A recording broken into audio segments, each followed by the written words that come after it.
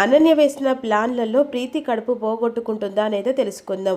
ఇక video skip చేయకుండా end దాకా చూడండి. ప్రీతి కడుపు పోగొట్టాలని చెప్పేసి అనన్య పాలలో విషం కలపడానికి ప్రయత్నిస్తూ ఉంటుంది. పాల గ్లాసులో పాలు పోసి అదే సమయానికి లీలావతికి ఫోన్ వస్తుంది. పక్కకెళ్ళి ఫోన్ మాట్లాడుతూ ఉంటుంది.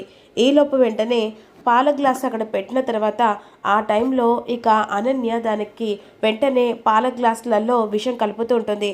వచ్చిన ఇక మనమ్మ వెంటనే అనే సమయానికి అటువైపు చూస్తుండగా అందులో అనన్య విషం కలిపిన చూసి, అమ్మో ఇది ప్రీతమ్మకి కదా పాలు తీసుకెళ్తానని చెప్పేసి అంది. ఇప్పుడు ఇదేంటి ఈవిడ ఇలా ఏదో కలుపుతుందే, ఎలాగైనా సరే ఈ విషయం ఆనందమ్మకు చెప్పాలని చెప్పేసి ఆ మనమ్మ అనుకుంటూ ఉంటుంది. ఈలోపు ఇక పాల గ్లాస్ అక్కడ పెట్టడంతో ఫోన్ మాట్లాడి లోపలికి లీలావతి రోహిత్కి చెప్తుంది, నాన్న ప్రీతికి పాలు తీసుకెళ్ళు, సరేమ్మా అని చెప్పేసి పాల గ్లాసు పట్టుకొని వెళ్తూ ఉంటాడు. ఈలోపు అనన్య అనుకున్న ప్లాన్ సక్సెస్ అయిపోయింది. కాసేపట్లో ఇక కడుపులో బిడ్డ కరిగిపోతుంది అని అనుకుంటూ ఉంటుంది. ఈ విషయం ఎలాగెలా చెప్పాలని చెప్పేసి మనమ్మ వెంటనే ఆనంద భైరవికి ఫోన్ చేస్తూ ఉంటుంది. అమ్మ పెద్ద ఘోరం జరిగిపోతుందమ్మా, ఆ అనన్యమ్మ ప్రీతమ్మకు పాలు కలిపి పెడితే అందులో ఏదో కలిపిందమ్మా, నాకు తెలిసి బహుశా అందులో విషమై ఉంటుందమ్మా, ఎలాగైనా సరే ఆ అమ్మ కడుపులో బిడ్డను కాపాడండి అమ్మా అని ఈ విధంగా అంటుండగా వెంటనే ఇక ఫోన్ చేస్తూ ఉంటుంది అక్కడ లీలావతికి. లీలావతి మాత్రం ఫోన్ మాట్లాడుతూ ఉంటుందన్నమాట. ఇక మరోవైపు రోహిత్కి చేస్తుండగా రోహిత్ ఫోన్ నాట్ రీచబుల్ వస్తూ ఉంటుంది. ఈలోపు తన కడుపులో బిడ్డ ఎప్పుడు బయటకు వస్తాడా అని చెప్పేసి చాలా మురిసిపోతూ ఉంటుంది. ఇక ఇక్కడ ప్రీతి పాలు తీసుకొచ్చాను, మీ అమ్మ వచ్చిందట కదా. అవునండి. అయ్యో అంత త్వరగా వెళ్ళిపోయిందే, 2 రోజులు ఉండమనపోయావా? లేదండి, ఇంటి దగ్గర ఏదో పని ఉందంట, కుంకుమ పువ్వు తీసుకొని వచ్చింది, అందుకే అమ్మ నీకు పాల గ్లాసులో కుంకుమ పువ్వు కలిపి ఇచ్చింది. సరే ఇది తాగితే బాగా బలంగా, అంతేకాకుండా ఇక వైట్గా బాబు పుడతాడట. లేదు పాపనే. సరే నీకు ఎవరు కావాలంటే వాళ్ళే ఆ దేవుని దయ వల్ల రావాలేలే అని చెప్పేసి వెంటనే చేతికి పాల గ్లాస్ ఇస్తాడు. ఈలోపు డ్రైవర్ త్వరగా పోనీ అని ఆనంద అంటూ ఉంటుంది. ఈలోపు వెంటనే ప్రీతి ఆ పాలు తాగేస్తుంది. ఈలోపు 1 నిమిషంలో ఆనంద భైరవి ఇంటికి వచ్చేస్తుంది. ప్రీతి అక్క అని చెప్పేసి హాల్లో గట్టిగా పిలుస్తూ ఉంటుంది. అదేంటి ఆనంద గట్టిగా అరుస్తుంది, ఏం జరిగింది అని ఫోన్ కట్ చేసి, ఏంటనంద ఎందుకంత కంగారు పడుతున్నావు, ఏమైంది, ప్రీతి ఎక్కడుందక్క? తన గదిలో ఉంది, పదక్క అని చెప్పేసి త్వరగా వెళ్తుండగా ఆల్రెడీ ఇక ప్రీతి పాలు తాగేస్తుంది. వెంటనే పాలు తాగిన సరిక ఇక తన కళ్ళు తిరిగినట్టు అవుతూ ఉంటుంది. అలా ఏమండి ఎందుకు కడుపు నొప్పి లేస్తుందండి అని అంటుండగా, ఏమైంది ప్రీతి, ఏం జరిగింది? ఏమో అండి. ఈలోపు ఇక ఆనంద భైరవి లీలావతి అనుకున్నట్టుగా లోపలికి వస్తారు కదా, కడుపు నొప్పి అని చెప్పేసేసరికి వెంటనే ఆనంద అక్క ప్రీతిని హాస్పిటల్ తీసుకెళ్దాం పదా. ఏమైంది ఆనంద, అసలు నాకేం అర్థం కావట్లేదు, తర్వాత చెప్తానక్క, ముందు హాస్పిటల్కి వెళ్దాం పదా అని చెప్పేసి ప్రీతిని హాస్పిటల్ దగ్గర తీసుకెళ్తారు. ఈలోపు ఇక కాస్త లోపల ఉన్న ఆ పిండానికి విషం పట్టే సమయంలో ప్రీతి ఇక హాస్పిటల్కి చేరడం వల్ల ఆ విషాన్ని కక్కించి లోపల బిడ్డ సేఫ్ అవుతాడనమాట. డాక్టర్లు వెంటనే విషయాన్ని మొత్తం బయటికి తీస్తారు.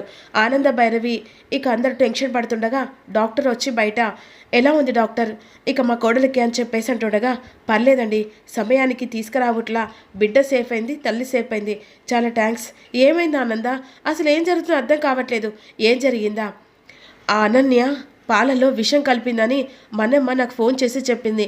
నీకు ఫోన్ చేశాను, ఫోన్ నువ్వెవరితో మాట్లాడుతున్నావు, రోహిత్కి చేశాను, రోహిత్ కూడా కాల్ లిఫ్ట్ చేయలేదు, అందుకే కంగారుతో భయంగా ఇంటికి వచ్చేసరికి ఆల్రెడీ ప్రీతి పాలు తాగేసిందక్క, ఇది జరిగింది. ఓసే అనన్య, నిన్ను ఎంతలా కొట్టినా ఎంత కొట్టినా నువ్వు నా ఏకంగా ఇంటికి వచ్చే వారసుని చంపాలనుకుంటున్నావానే, వదిలిపెట్టనే, నిన్ను చంపేదాకా వదిలిపెట్టనే అని విధంగా అంటుండగా, దాని సంగతి ఇలా కాదక్క, దానికి ఎలా చెప్పాలో అలా బుద్ధి చెప్దాం, ఇప్పుడైతే కడుపులో బిడ్డ సేఫ్, కానీ ఒక్కటి మాత్రం జాగ్రత్త అక్క, ప్రీతి కడుపుతో ఉన్న నుంచి మొదలు పెడితే కడుపులో బిడ్డ బయటపడేంత వరకు ప్రీతిని 4 కళ్ళతో కాయ కాసుకుంటూ ఉండాలి. ఆ అనన్య ఏ టైంలో అయినా కడుపులో బిడ్డను చంపడానికి అంత క్రూరత్వంగా ప్రవర్తిస్తుంది.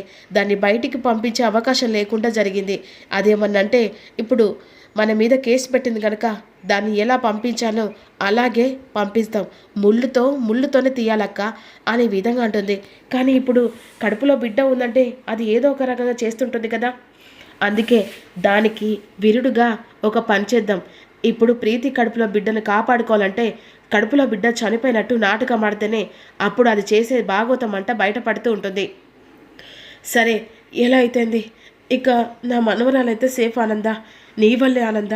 ఈరోజు ఇక కాసేపట్లో లోపల పిండం చనిపోయేది అని లీలావతి అంటుండగా, అక్క బాధపడకు, ఆ అనన్య సంగతి తర్వాత చెప్దాం.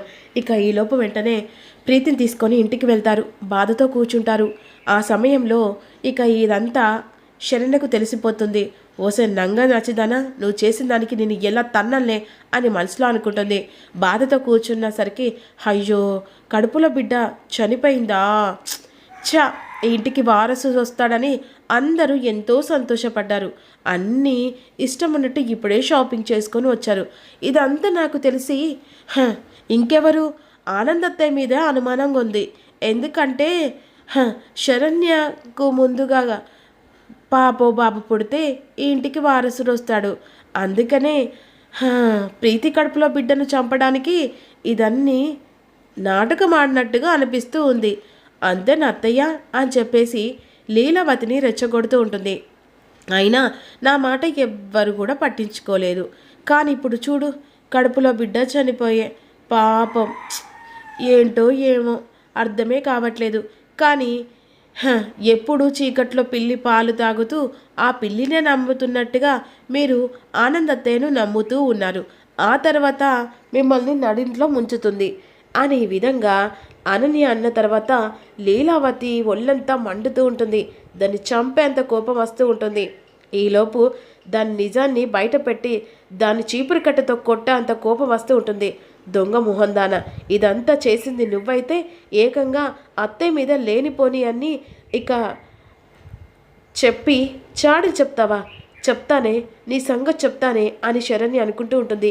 అత్తయ్య అది కావాలని పెద్దత్తయ్యతో నీ మీద నింద పడేలా చేస్తూ ఉంటుంది. అయినా నమ్మే వాళ్ళు ఉంటే ఇక ఎంతైనా చెప్తారమ్మా, వాళ్ళ గురించి పట్టించుకోకు. అనన్య సంగతి కొన్ని రోజులు గ్యాప్ ఇద్దాం. దాని బండారం అదింతటదే బయట పెట్టుకుంటుంది. కానీ ఈ మధ్యలో మాత్రం ప్రీతి కడుపు పోయినట్టుగానే నాటకం ఆడాలి. అప్పుడే దాని నిజస్వరూపం బయటపడుతుంది. అప్పుడు దాన్ని ఎడమ చెప్పుతో కొట్టి మరీ బయటికి పంపించే టైం కూడా మనకు దొరుకుతుంది. ఇక ఈలోపు అనన్య హ్యాపీగా చికెన్ బిర్యానీ ఆర్డర్ పెట్టుకొని తింటూ ఉంటుంది. అందులో విషం కలిపానని చెప్పేసి శరణ్ అనేసరికి షాక్ అయిపోతుంది.